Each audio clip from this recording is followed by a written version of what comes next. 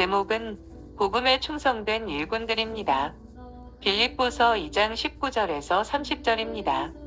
내가 디모데를 속히 너희에게 보내기를 주 안에서 바람은 너희의 사정을 알므로 안위를 받으려 함이니 이는 뜻을 같이하여 너희 사정을 진실히 생각할 자가 이밖에 내게 없음이라. 그들이 다 자기 일을 구하고 그리스도 예수의 일을 구하지 아니하되 디모데의 연단을 너희가 안 하니 자식이 아버지에게 함같이 나와 함께 복음을 위하여 수고하였느니라. 그러므로 내가 내일이 어떻게 될지를 보아서 곧 이 사람을 보내기를 바라고 나도 속히 가게 될 것을 주 안에서 확신하노라. 그러나 에바브로디도를 너희에게 보내는 것이 필요한 줄로 생각하노니 그는 나의 형제여 함께 수고하고 함께 군사된 자여 너희 사자로 내가 쓸 것을 돕는 자라. 그가 너희 무리를 간절히 사모하고 자기가 병든 것을 너희가 들은 줄을 알고 심히 근심한지라. 그가 병들어 죽게 되었으나 하나님이 그를 긍휼히 여기셨고 그뿐 아니라 또 나를 긍휼히 여기사 내 근심 위에 근심을 면하게 하셨느니라. 그러므로 내가 더욱 급히 그를 보낸 것은 너희로 그를 다시 보고 기뻐하게 하며 내 근심도 덜려 함이니라. 이러므로 너희가 주 안에서 모든 기쁨으로 그를 영접하고 또 이와 같은 자들을 존귀히 여기라. 그가 그리스도의 일을 위하여 죽기에 이르러도 자기 목숨을 돌보지 아니한 것은 나를 섬기는 너희의 일에 부족함을 채우려 함이니라. 미션이라는 영화가 있습니다. 웅장한 이구아수 폭포의 장관과 함께 애잔한 오보에 주제곡이 흐르며 시작됩니다. 그 경이로운 폭포 위에는 과란이족이 살고 있습니다. 한 선교사가 그들에게 복음을 전하기 위해 가지만 원주민들에게 붙들려 나무 십자가에 매인 채로 폭포에서 거꾸로 떨어져 죽습니다. 그때 두 사람의 신부가 와서 이 죽은 선교사를 땅에 묻고 누가 다시 이 부족에게 가서 선교를 할 건지 의논합니다.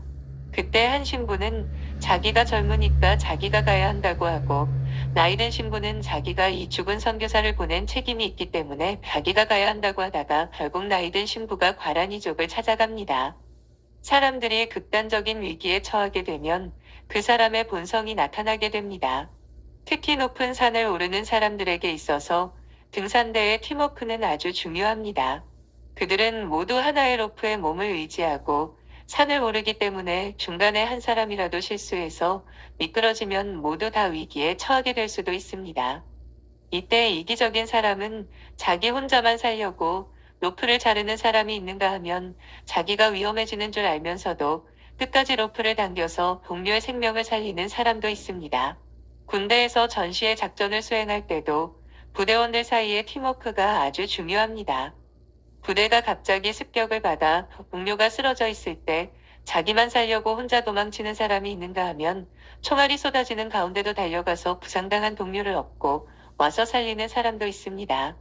하나님의 일을 하는 데 있어서도 혼자서 영웅처럼 모든 일을 척척해내는 게 중요하지 않습니다. 우리의 눈에는 보이지 않지만 우리는 악한 사탄의 세력과 대치 중입니다. 이때 하나님의 백성들에게 가장 중요한 것은 서로에 대한 믿음과 충성심입니다. 교회는 하나님의 나라로 치면 가장 중요한 부대와 같습니다. 하나님의 나라는 교회로부터 사람과 물질과 기도의 능력 등 필요한 모든 것을 공급받습니다. 그러나 교회는 완전한 사람들의 모임이 아니고 아직 옛 기질과 무지가 남아있는 부족한 죄인들의 모임입니다. 그래서 교회에는 문제가 많습니다. 그 중에 가장 큰 문제는 목회자에게서 비롯될 때가 많습니다. 목회자의 자질과 충성심이 문제입니다. 교회를 이끌어 나가는 목회자가 성경적인 지식이 없고 거기에다가 충성심마저도 없다면 교인들은 교회 자체에 대하여 불신을 가지게 될 것입니다. 그러면 교회는 성숙할 수 없고 그러다 보면 서로 오해와 다툼이 쉽게 일어나 분열이 생기기도 합니다. 앞서 말했듯이 빌립보서는 사도 바울이 로마에서 시위대 감옥으로 옮기면서 사정이 많이 어려워지자 물질을 보내준 빌립보 교회에 감사하는 편지입니다. 바울은 이 편지를 통해서 그가 시위대 감옥에 갇혀서 재판을 받을 때 빌립보 교인들의 사랑이 얼마나 큰 위로가 되고 격려가 되었는지 말하고 있습니다. 그러면서 바울은 자기가 시위대 감옥에서 죽을 것인지 살 것인지 하는 문제를 깊이 생각하면서 사는 것은 내일의 열매를 맺는 것이고 죽는 것은 주님과 함께 있는 것인데 죽는 것을 더 좋게 생각한다고 고백했습니다. 사실 빌립보 교회가 이렇게 사도 바울에 대해서는 참 사랑으로 잘해주고 있었지만 교회 안에는 어떤 분쟁이 있었던 것 같습니다. 그래서 바울은 디모데를 보내 그들의 어려운 문제를 도와주려고 했습니다. 하나님께서는 결함이 많은 인간에게 하나님의 위대한 일을 맡기십니다. 때론 일을 맡기시고는 일이 잘못되는데도 지켜보실 때가 많습니다. 자칫 잘못하면 하나님 나라의 일이 인간들의 무지와 욕심과 이기심으로 엉망이 될 수도 있는데 말입니다. 어떻게 해야 죄와 허물투성이인 우리가 하나님께서 맡기신 일을 잘 감당할 수 있을까요? 하나님께서 이스라엘 백성들에게 고집스럽게 요구하셨던 것은 하나님께서 이스라엘 백성들 안에 거하시는 것이었습니다. 사실 하나님께서 우리 인간들과 함께 하신다는 것은 불가능한 일입니다. 하나님은 온 우주를 지으신 창조주이시고 인간은 그 우주의 작은 미물에 불과하기 때문입니다. 크신 하나님이 인간이 마련한 누추한 처소에 거하겠다고 하시고 타오르는 태양보다 더 강력한 능력을 소유하신 분께서 전적으로 무능한 인간과 동역하겠다고 하시는 건 말도 안 되는 일입니다. 그런데 하나님은 이스라엘 백성들에게 성전을 짓게 하셨고 그곳에 거하시겠다고 약속하셨습니다. 신약 시대에 와서 하나님께서는 하나님을 알지도 못하는 이방인들을 부르셔서 하나님의 백성이 되게 하시고 그들 안에 임재하시겠다고 말씀하셨습니다. 그래서 교회라는 곳은 단순히 신앙을 가진 사람들의 모임이 아니고 하나님이 죄인들과 함께 공존하시는 곳입니다. 교인들은 믿는다고 하지만 실제로는 예수 믿지 않을 때 가졌던 나쁜 습관이나 성격을 그대로 가진 자들입니다. 그러나 하나님은 우리를 성전으로 삼으셔서 우리 죄를 깨끗게 하시고 우리를 통하여 기도가 응답되고 하나님의 능력이 나타나기를 원하십니다. 그래서 교회는 하나님이 원하시는 성전이 되기 위해서 많은 변화와 성숙이 필요합니다. 사도행전에 나타난 예루살렘 교회의 모습을 보면 가장 순수하면서도 능력 있는 교회의 모습을 보게 됩니다. 거기에는 수은절 다락방의 성령의 역사가 있었고 하루에 교인들이 3,000명이나 더하는데 부흥의 역사가 있었습니다. 그래서 교인들이나 목회자는 언제나 사도행전의 교회로 돌아가고자 하는 열망이 있습니다. 그러나 사도행전의 예루살렘 교회가 언제나 그렇게 아름답고 은혜로운 면만 있었던 건 아닙니다. 사도행전의 교회에도 시련이 있었습니다. 교회가 성장하고 자라는 데는 성장통이 따르기 마련입니다. 초대 교회의 문제는 분열의 위기였습니다. 이때 교회는 가난한 과부들을 구제로 도왔는데 헬라파 과부들이 구제 대상에서 빠진 것입니다. 당시 유대인이라고 해도 헬라파와 히브리파는 언어나 복장이 완전히 달랐습니다. 헬라파 과부들을 구제 대상에서 일부러 뺐는지 아니면 실수였는지 모르겠지만 결국 이것이 불만이 되었고 교회는 분열 직전까지 갔습니다. 그때 사도들은 자기들이 말씀과 기도에 전념해야 하는데 구제에 너무 관계해서 이런 일이 일어나게 되었다고 하면서 집사들을 뽑아서 그들로 구제에 전념하게 하고 자신들은 기도와 말씀 전하는 일에 전무하기로 했습니다. 해결은 잘 됐지만 자칫 잘못하면 교회가 세워지자마자 분열될 뻔했던 것입니다. 이 고비만 있었던 건 아닙니다. 사람들이 은혜를 받아서 사도들 앞에 자기 재산을 팔아 헌금을 하니까 좋지 못한 동기로 헌금을 하는 사람이 생겼습니다. 대표적인 예가 아나니아와 삽비라 부부였는데 이들은 재산을 팔아 일부를 감추고 나머지를 전부라며 내놓았습니다. 이것이 뭐 그렇게 큰 죄인가 생각하기 쉬운데 성령님은 이 일을 아주 심각하게 보시고 아나니아와 삽비라 부부를 그 자리에서 죽게 하셨습니다. 자칫 잘못하면 교회가 돈 때문에 시험에 들 수 있는 사건이었기 때문입니다.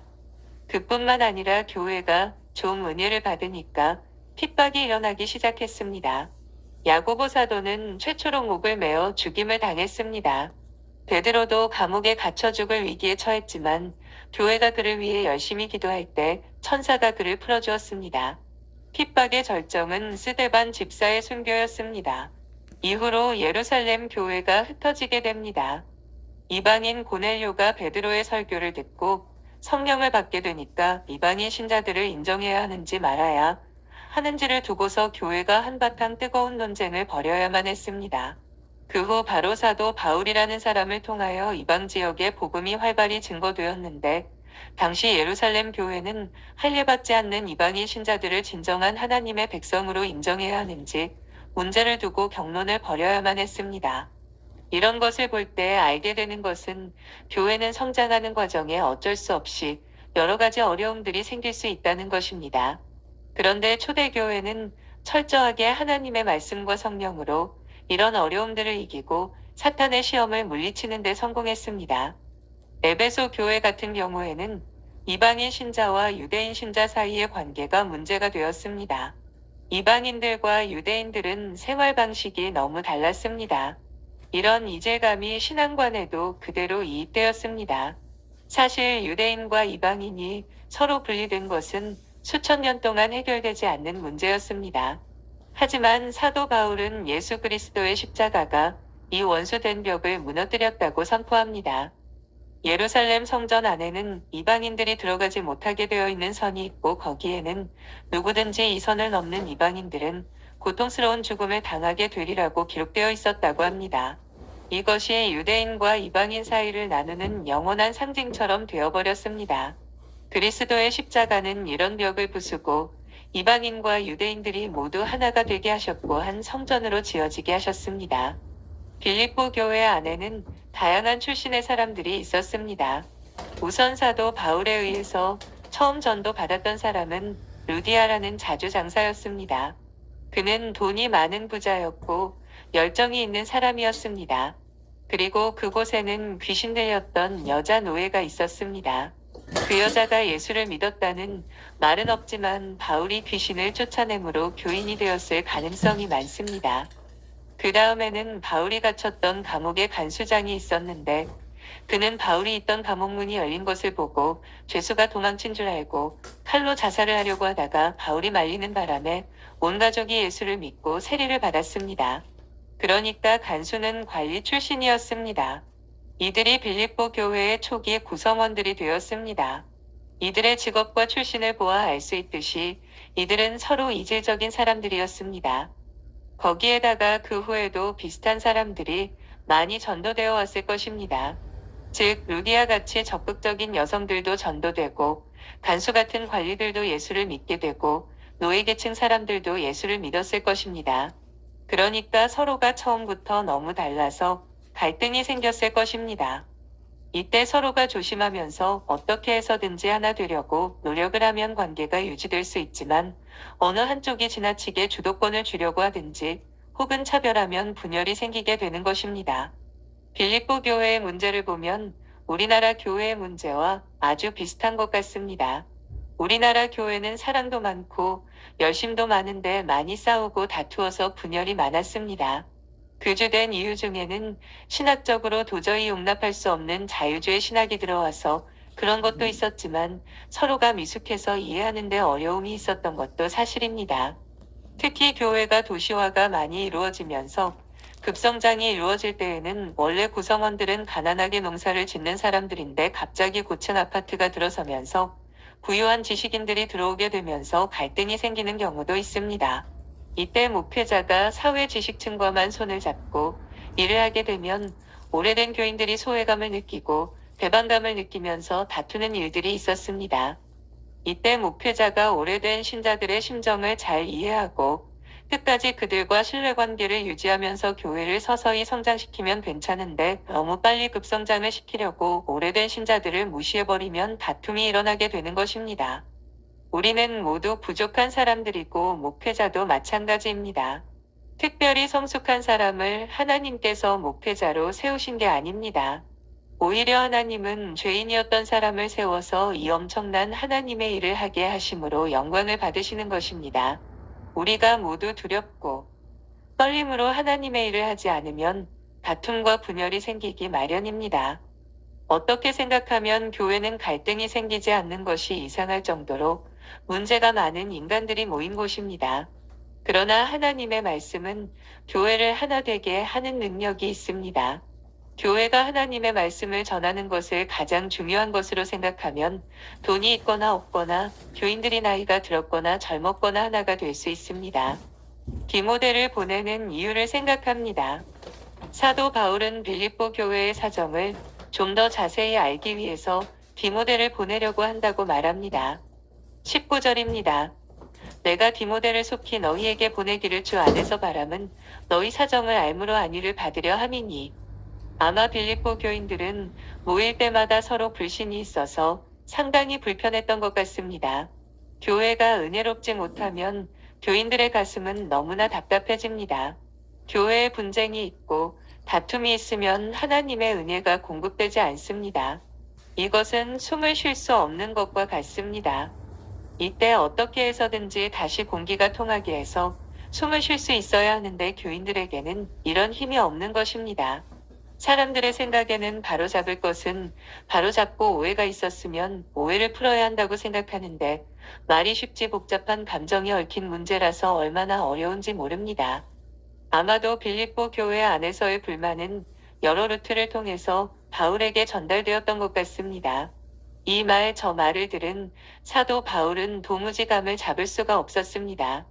물론 바울 자신이 가면 좋겠지만 바울은 감옥에 갇혀 있어서 도저히 갈 수가 없었습니다. 그래서 바울은 자기를 대신해서 디모데를 보내려고 한다고 하면서 양해를 구합니다. 빌립보 교회는 가뜩이나 서로 불신하고 있는데 바울도 아닌 다른 사람을 보내면 그를 불신할 수 있는 상황이었습니다. 그래서 사도 바울은 디모데가 어떤 사람인지 소개합니다. 20절입니다.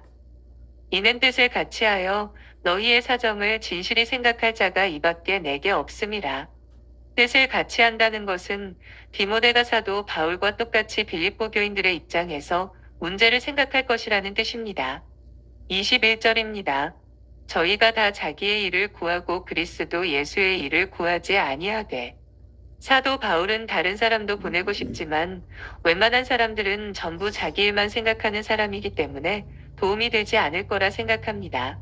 어떤 사람은 자기가 어떻게 하면 빌립보 교회에서 편하게 지내면서 대접을 받을까 생각하는가 하면 어떤 사람은 오히려 빌립보 교회에 주저앉아서 자기가 주인 노릇을 할 가능성도 있는 것입니다. 이런 것을 보면 이 당시에도 하나님의 일을 한다고 하는 사람들 중에서 순수하지 못한 사람들이 많았던 것을 알 수 있습니다. 어떤 사람은 어려운 교회에 가서 어려움을 더 부채질하는 사람도 있습니다. 사실 교회에 다툼이 생겼을 때 한쪽 편만 100% 잘못한 경우는 드뭅니다. 모두 다 귀한 하나님의 백성들인데 서로 상대방을 이해하지 못해서 다툼이 생기고 오해가 생기는 것입니다. 이때 이들을 도울 사람은 어느 한 사람도 소외시키지 않고 모두 끌어안고 위로할 수 있는 사람이어야 합니다. 그런데 이 사람의 말을 들어보면 이 사람의 말이 맞는 것 같고 저 사람의 말을 들어보면 저 사람이 맞는 것 같은데 양편이 서로 이해의 폭을 좁히지 못합니다. 이것은 서로 좋지 않은 묵은 감정이 있어서 그런 것입니다. 이때 이들을 하나 되게 할 수 있는 것은 하나님의 말씀밖에 없습니다. 그리고 서로의 허물을 용서하는 사랑밖에 없습니다. 신실한 말씀의 사람만이 교회를 치유할 수 있습니다. 교인들이 오랜 시간 신앙생활을 하다 보면 사소한 감정들이 쌓여서 관계의 금이 갈 때가 있습니다. 이 앙금은 성찬식이나 교회 공식 행사를 통해 치료가 되어야 합니다. 아니면 한 번씩 큰 성령의 역사가 부어져서 완전히 서로를 새 사람으로 대할 수 있어야 합니다. 그런데 교회가 침체되면 묵은 감정이 해소되지 않고 오래가면서 서로 미움만 키우게 되는 것입니다. 22절입니다. 디모데의 연단을 너희가 아나니 자식이 아비에게 함같이 나와 함께 복음을 위하여 수고하였느니라. 사도 바울은 디모데에 대한 신뢰를 보입니다. 디모데가 연단받은 것이 그를 신뢰할 수 있는 근거가 된다고 말합니다. 디모데의 연단이 무엇입니까? 바울을 따라다니면서 온갖 고생을 다한 것을 말합니다. 다시 말해 디모데가 사도 바울의 뒷바라지를 다했다고 할 수 있습니다. 그래서 디모데는 다른 사람들 위해서 군림하고 지배하는 성향이 아니라 밑에서 섬기고 봉사하는 사람이기 때문에 빌립보 교회의 문제를 잘 해결해 줄 것이라고 바울은 굳게 믿고 있습니다. 교회가 어릴 때에는 모든 것을 다 챙겨주어야 하고 보살펴주어야 합니다. 교회가 조금 자라서 사람으로 치면 청소년 시기 즈음에는 더 문제가 많아집니다. 청소년 시기를 지나는 자녀들을 생각해 보십시오. 때로는 부모에게 반항하기도 하고, 이성 문제로 고민하기도 하고, 진로 문제에 어려움을 겪기도 합니다. 이때는 더 참을성 있게 지켜봐 주어야 합니다. 그런데 교회를 단기간에 성장시켜서 그 위에서 군림을 하려고 하는 자들은 어려운 교회를 도울 수 없습니다. 사도 바울은 디모데를 빌립보 교회에 보내는 것 외에 이 빌립보 교회 목회자였던 에바드로디도를 다시 보내는 것이 필요하겠다고 말합니다. 25절입니다. 그러나 에바브로디도를 너희에게 보내는 것이 필요한 줄로 생각하노니 그는 나의 형제여 함께 수고하고 함께 군사된 자여 너희 사자로 나의 쓸 것을 돕는 자라. 우리가 에바브로디도에 대해서는 별로 아는 것이 없지만 그가 빌립보 교회의 사자였다는 것을 알 수 있습니다. 여기서 사자라고 하는 것은 그냥 교인을 두고 하는 말이 아닙니다. 에바브로디도는 사도 바울이 빌립보를 떠난 후에 빌립보 교회를 맡아서 목회하던 하나님의 종이었습니다. 그는 본문에 나타난 대로 바울의 형제여 함께 수고하고 함께 군사된 자였습니다. 에바브로디도는 일찍부터 바울에게 발탁되어서 그를 따라다니면서 돕다가 사도 바울의 명에 의해서 빌립보에 남아서 목회를 했던 모양입니다. 그런데 에바브로디도는 사도 바울이 시위대 감옥에 갇혔다는 말을 듣고 로마로 와서 바울을 돕다가 자기 자신이 병에 걸리게 되었습니다. 빌립보 교인들은 사도 바울같이 지도자가 되어서 능력 있게 일을 하는 사람을 존경했지 에바브로디도 같이 바울을 도와주는 조력자는 별로 중요하게 생각하지 않았습니다. 게다가 에바브로디도 같이 병에 걸린 사람은 아무 쓸모없는 사람으로 생각했던 것 같습니다. 영화에서도 조연이 기억되지 않는 것과 같은 이치입니다.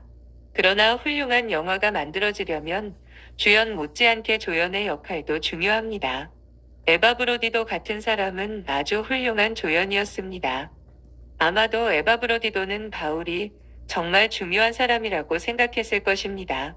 그래서 사도 바울이 감옥에 갇혔다는 소식을 듣고는 이 중요한 사람이 감옥에 그냥 방치되어서는 안 된다고 생각했습니다. 그래서 에바브로디도는 자기가 하던 일들을 다 접어두고 로마로 가서 바울을 돕다가 자기 자신이 병에 걸려서 죽게 되었습니다. 그러나 빌립보 교인들 중에 에바브로디도는 별로 중요하지 않은 사람이고 더욱이 그가 병까지 걸렸기 때문에 교회에 도움이 되지 않을 거라 생각했던 것 같습니다. 에바브로디도는 이 사실로 인하여 더욱더 심한 마음의 상처를 입고 심히 근심했다고 성경은 기록합니다. 그런데 사도 바울도 에바브로디도의 병을 쉽게 고쳐주지 못했습니다. 우리가 생각하기에 바울 같은 능력의 종은 무슨 병이든지 기도하기만 하면 다 나을 것 같은데 그렇지도 않았습니다. 아무리 사도 바울에게 성령의 능력이 있다고 하여도 그가 모든 사람의 병을 고치지는 못했다는 사실입니다. 그래서 우리는 성령의 능력을 어떤 공식 안에 넣어서는 안 됩니다. 예를 들어서 성령이 강하게 역사하시면 반드시 병이 나아야 한다거나 안전뱅이가 일어나야 한다거나 방언을 해야 한다는 식으로 생각해서는 안 됩니다. 물론 복음의 역사가 강하게 나타날 때에는 하나님의 위대한 구원의 증거로 병이 낫거나 기적이 일어날 수 있습니다. 그러나 언제나 모든 병이 다 나아야 하는 것은 아닙니다. 결국 병을 낫게 하는 능력이나 기도응답의 능력은 하나님의 주권에 달려있는 것입니다. 그러나 다행스럽게도 하나님께서 그들을 불쌍히 여기셔서 에바브로디도의 병을 고쳐주셨습니다. 에바브로디도는 다시 건강을 회복했기 때문에 큰 근심을 면하게 되었고, 바울은 이 역사가 하나님께서 빌립보 교회를 불쌍히 여기신 증거라고 생각했습니다.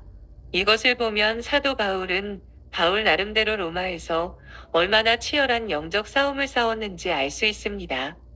30절입니다.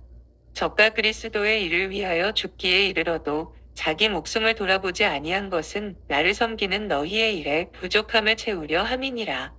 에바브로디도는 정말 교회를 위해서 자기 목숨을 아끼지 않는 사람이었습니다. 그리고 무엇이 더 중요한지 알고 있었습니다. 에바브로디도는 지금 감옥에 갇혀 있는 이 늙은 사도 한 사람이 빌립보 교회에 몇 개를 합쳐 놓은 것보다 더 중요하다는 것을 알고 있었습니다. 그래서 그는 할 수만 있다면 바울을 대신해서 죽기를 원했습니다. 어떤 사람들은 바울을 시기해서 그가 감옥에 갇힌 것을 고소해하기도 했습니다. 하지만 에바브로디도는 사도 바울이 부흥의 원동력인 것과 이 부흥의 불꽃이 지금 꺼지면 절대로 안 된다는 것을 알았습니다. 그래서 에바브로디도는 무리인 줄 알면서도 자기 목숨을 돌보지 않고 바울을 돌보다가 그만 몹쓸 병에 걸리고 만 것입니다. 우리는 에바브로디도의 헌신을 보면서 그리스도인들은 말로만 사랑해선 안 된다는 것을 알게 됩니다. 정말 자기가 복음을 생명처럼 중요하게 생각한다면 복음을 위해서 자신을 던질 수 있어야 합니다.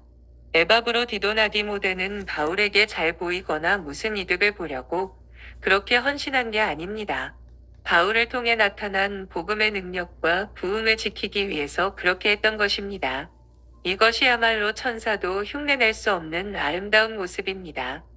우리나라 같이 작은 국가에서도 세계 최고의 운동선수들이 많은데 그들에겐 공통점이 있습니다. 누군가가 그들 뒤에서 헌신적으로 뒷바라지를 하고 철저하게 헌신했다는 사실입니다. 대개 그 선수의 부모님이 그렇게 하는 때가 많습니다. 사실 부모는 자기 자식을 위해서 모든 것을 다 바쳐도 아깝지 않을 것입니다. 자기 자신은 망해도 자식들이 높은 시상대에 서서 상을 받는 것으로 충분합니다. 초대교회에는 교회를 위해 자식에게 하는 것 이상으로 희생을 치른 사람들이 많았습니다. 교회를 핍박하던 사울이 사도 바울이 되는 데는 수많은 이름 없는 믿음의 군사들의 수고와 희생이 있었습니다. 물론 내 일도 중요하고 내 가정도 중요하지만 하나님, 나라의 일을 위하여 자기 생업이나 가정을 포기할 수 있는 분별력을 가진 사람이 이 시대에 있어야 합니다. 이것은 누가 시켜서 할 수 있는 것이 아닙니다. 자기 자신이 복음의 감격에 깊이 잠기는 체험이 있어야 합니다. 오늘날에는 자기 몸과 목숨을 바쳐 복음의 순수성을 지키고 말씀 맡은 자를 도울 수 있는 에바브로디도 같은 사람이 필요합니다. 28, 29절입니다. 그러므로 내가 더욱 급히 저를 보낸 것은 너희로 저를 다시 보고 기뻐하게 하며 내 근심도 덜려 함이니 이러므로 너희가 주 안에서 모든 기쁨으로 저를 영접하고 또 이와 같은 자들을 존귀히 여기라. 세상적으로 보면 에바브로디도는 인기 있는 사람이 아니었습니다. 에바브로디도는 남을 돕는 것을 잘하는 사람이었습니다. 그는 평생의 앞에 나서기보다는 주로 누군가를 도우면서 살았을 것입니다. 사도 바울은 에바브로디도의 헌신을 인정하면서 그를 세상적인 눈으로 판단하지 말라고 권면합니다. 오히려 기쁨으로 그를 영접하고 또 이런 자들을 존귀히 여기라고 말합니다. 하나님 나라의 일은 반드시 나타난 결과로 평가되는 것은 아니기 때문입니다. 우리는 주위에서 오랜 기간 병이나 가난으로 고생하는 자들을 만나게 됩니다. 어떤 분은 너무나 오랫동안 직장이 없이 생활하고 어떤 사람들은 질병에 시달려서 몰골이 형편없을 때 자기도 모르는 사이에 그런 사람들을 무시하기가 쉽습니다. 정말 무능한 것 같고 실패한 것처럼 보일 수도 있습니다. 하지만 그런 분들을 귀하게 생각해야 합니다. 그리스도인들의 고생은 아름답습니다. 교회 안에 노부모를 돌보거나 이웃을 섬기는 분들을 그들의 손을 따뜻하게 잡아주어야 합니다. 온전치 않은 자녀들을 키우느라 고생하신 분들을 위로해야 합니다. 그리고 그들을 위해 기도해야 합니다. 하나님께서 에바브로디도를 치료해 주신 것처럼 병든 가족들이나 자녀들을 치료해달라고 기도합시다. 사도 바울이 빌립보 교인들에 충고하고 있는 것이 무엇입니까? 사람을 외모로 보고 판단하지 말라는 것입니다. 우리는 늘 어떤 결과를 가지고 사람을 판단하려고 합니다. 어떤 사람이 시험에 떨어진 것을 보고 그의 신앙을 판단합니다. 어떤 사역자가 가난에서 벗어나지 못하고 사람들의 지지를 받지 못하는 것을 보고 그를 업신여기려고 합니다. 그러나 에바브로디도는 하나님의 말씀을 위해서라면 사람들이 알아주건 알아주지 않건 몸을 바쳐서 수고한 하나님의 군사였습니다. 하나님은 사람의 중심을 보십니다. 그리고 언젠가는 빌립보 교인들도 얼마나 귀한 목회자가 자기들과 함께 있었는지 알게 될 때가 올 것입니다. 오늘 교회의 가장 안타까운 현실은 바로 신앙의 피상성입니다. 우리는 마치 백화점에서 물건을 한번 훑어보듯이 모든 것을 자기 멋대로 판단해버리기 일쑤입니다. 그런 유치한 신앙 자세가 얼마나 많은 것을 잃게 하는지 모릅니다. 우리의 신앙은 진국이 되어야 합니다. 중요한 것을 붙들고 끝까지 수고하는 하나님의 군사들이 되어야 합니다. 그리고 충성하다가 병들거나 어려움에 빠진 성도들을 소중하게 생각하시고 다른 사람이 알아주지 않든지 끝까지 복음에 충성하는 성도들이 되시기 바랍니다. 아멘.